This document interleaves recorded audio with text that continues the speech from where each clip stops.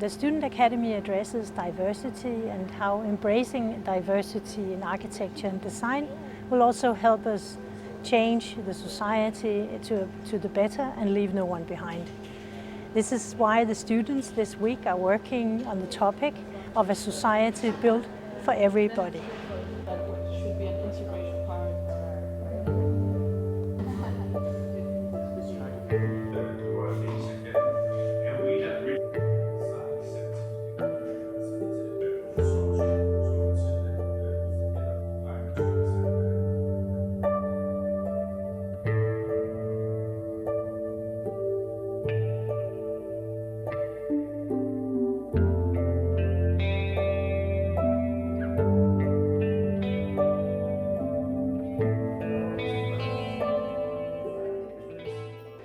The beginning of the Student Academy is lectures and workshops where the students get inspiration and insight into the theme, a society for everybody, and they will get to know a lot about universal design and inclusion. Well, I guess there was a lot of reasons I wanted to do the Congress. Of course, because I study architecture, I'm interested in universal design, but I suppose for me it's like quite personal because I have 3 younger sisters, and I'm from Ireland, and one of my sisters was born profoundly deaf, so she can't hear at all, but she uses a cochlear implant, so that's, first thing. And then my other sister has Rett syndrome and she uses a wheelchair.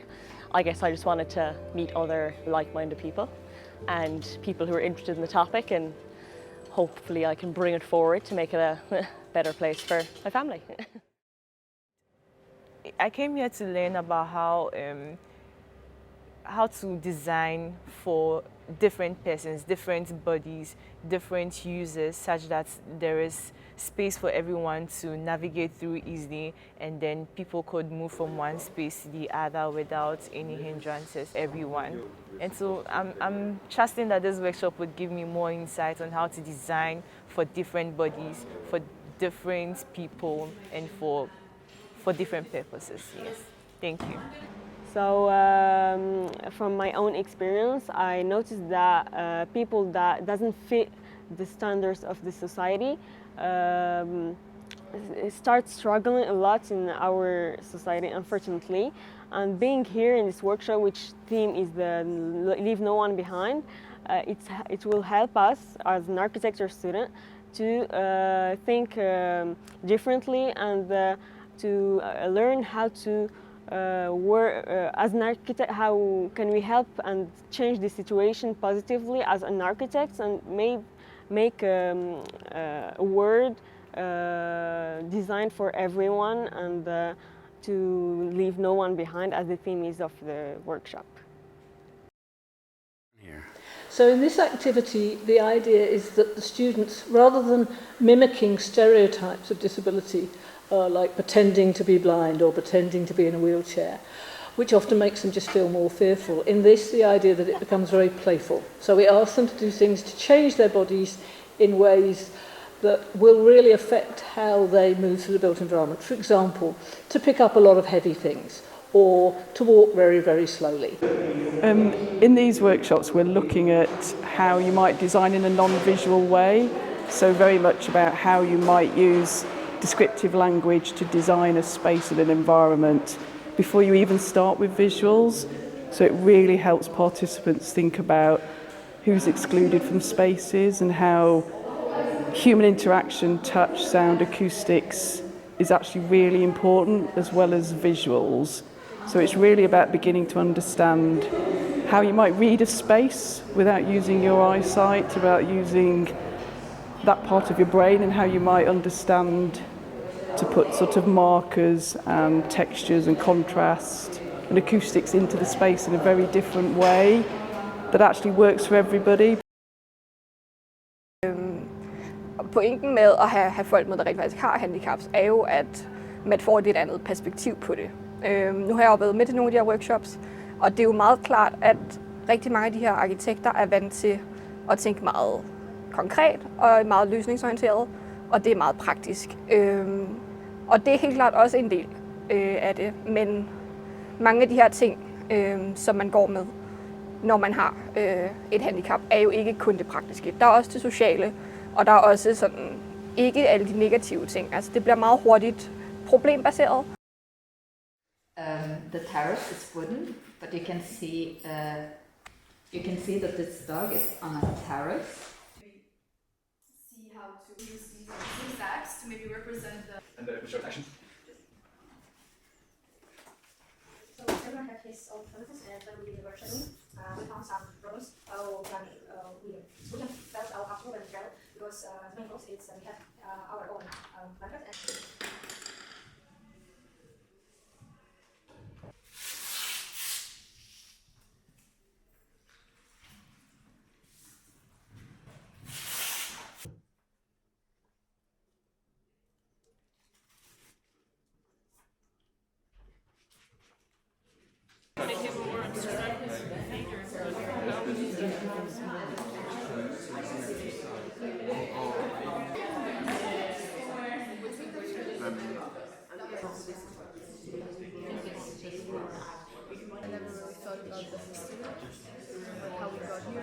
We titled our manifesto Not So Different as People from People, and our key words going forward are autonomy, flexibility and equality. So we decided to go with distortion, so to actually build a society that's for everybody, because distortion allows us to stretch time and space, and we can be more flexible to fit everyone. Yeah.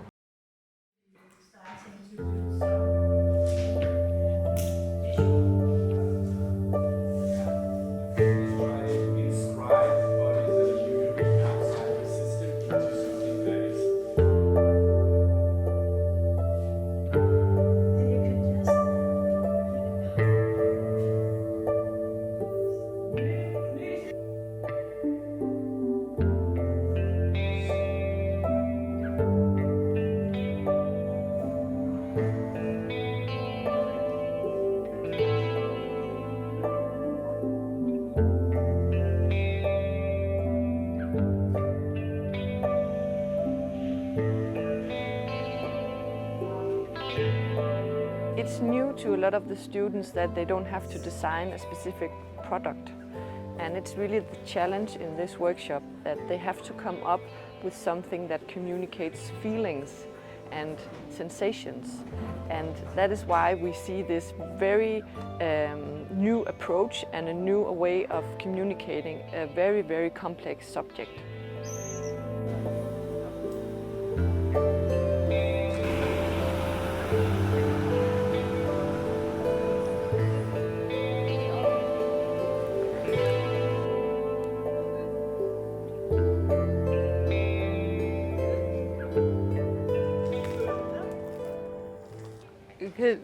Det jeg tager med mig herfra, det er det her tætte samarbejde med andre arkitektstuderende.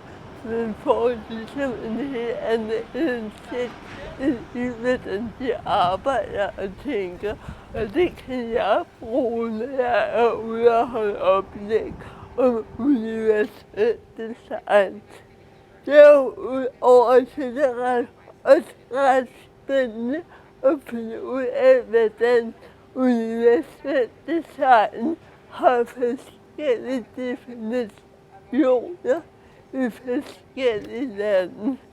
Så jeg har virkelig lært en masse af at være med i det her projekt.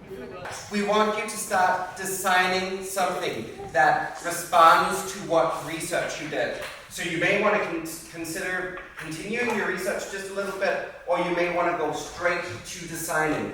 Just be sure that you're aware of potential blind spots that were pointed out in just the feedback you received here. I think you'll give you 25 minutes.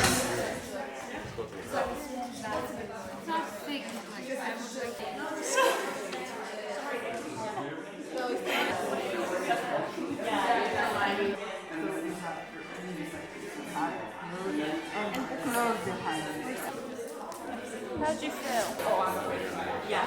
So you don't want to take some time.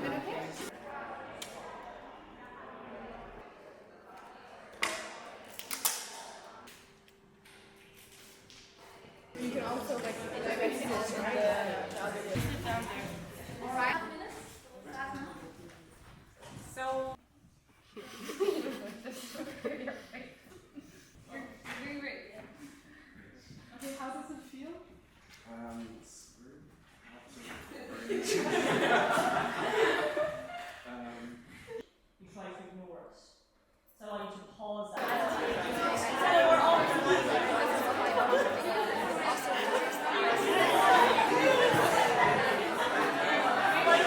An experience that you're taking with you from this workshop.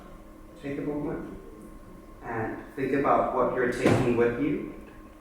And once you've done that, open your eyes and turn to your teammates and say, thank you very much for being good sports. Ida and I would also like to say, tack fighting, thank you so much. Thank you very much.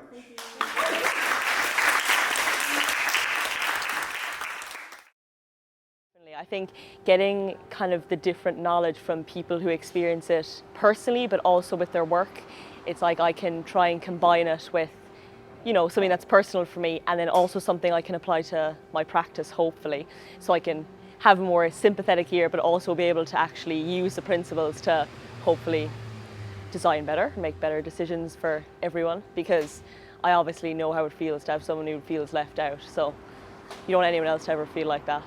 And another reason is because coming here to Denmark, I think there's obviously that home of design aspect, and it's nice to get that take on universal design.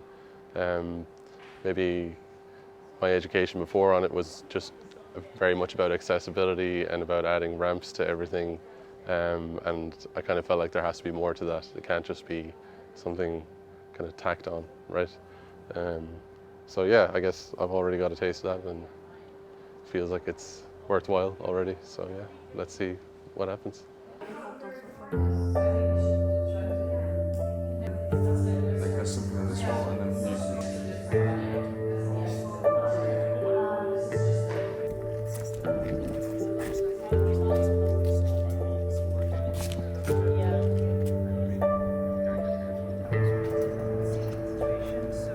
Yeah, they cannot promise that we can.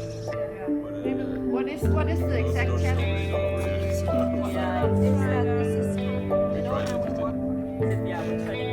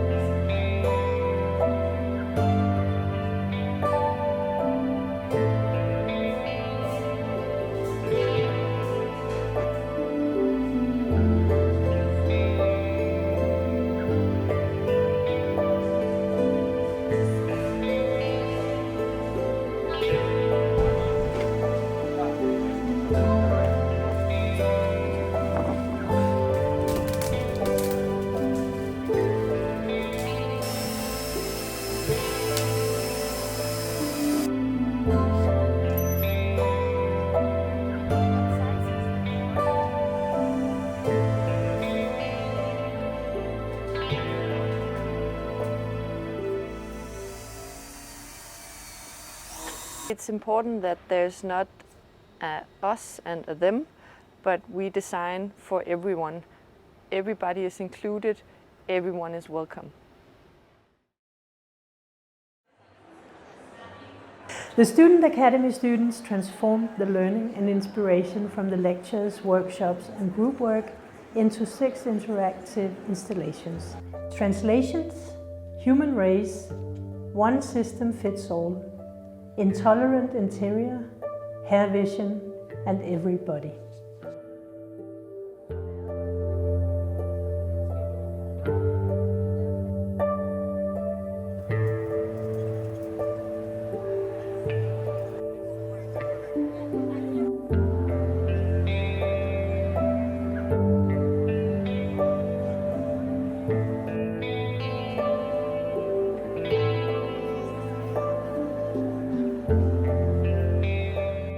The installations were exhibited during the UIA World Congress for Architects in Copenhagen during the 2nd to the 6th of July 2023.